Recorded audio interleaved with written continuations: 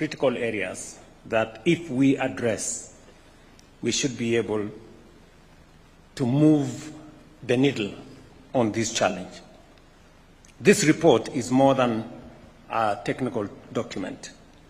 It is a reflection of voices, fears, and hopes of Kenyan people, especially survivors of gender-based violence. I have received and taken note of the contents of this report and its wide-ranging findings and recommendations on gender-based violence and femicide. The report lays bare the scale, complexity, and evolving nature of GBV in our country, affecting women, men, girls, and boys, with women and girls bearing a disproportionate burden.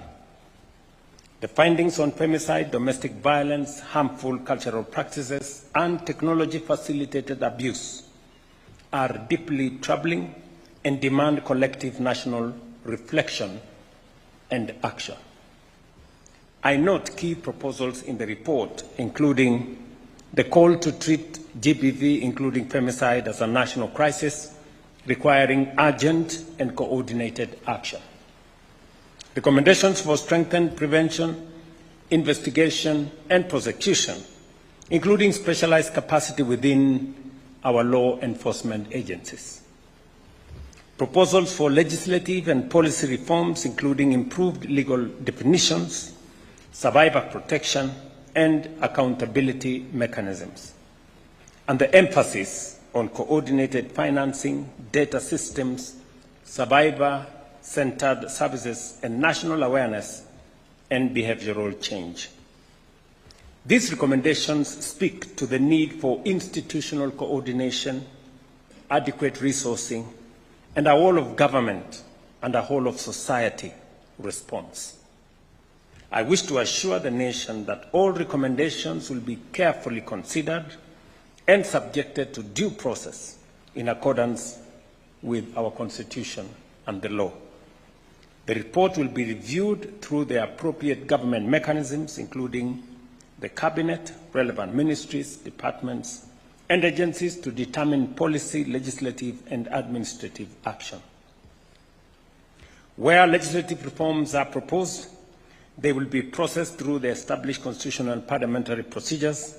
Even as we consider this report, I wish to reiterate the Government of Kenya's will and will continue to support and take decisive action to end the scourge of GBV in all its forms.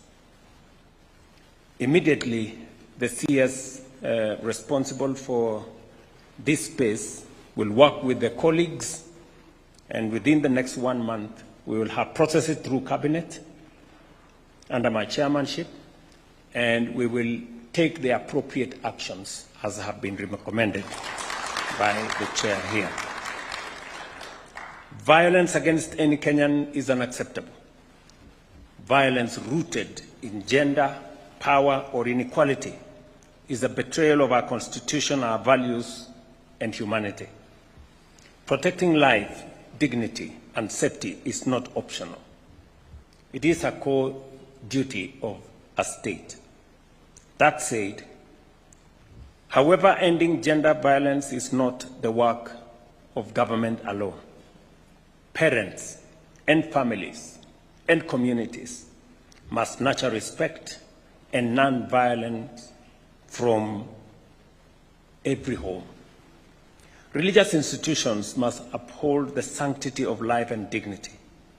Community leaders and elders must reject harmful practices and silence around abuse. We must all, as we have been implored here, reject violence around abuse. We've had men get beaten, but because they do not want to look weak, they cannot report.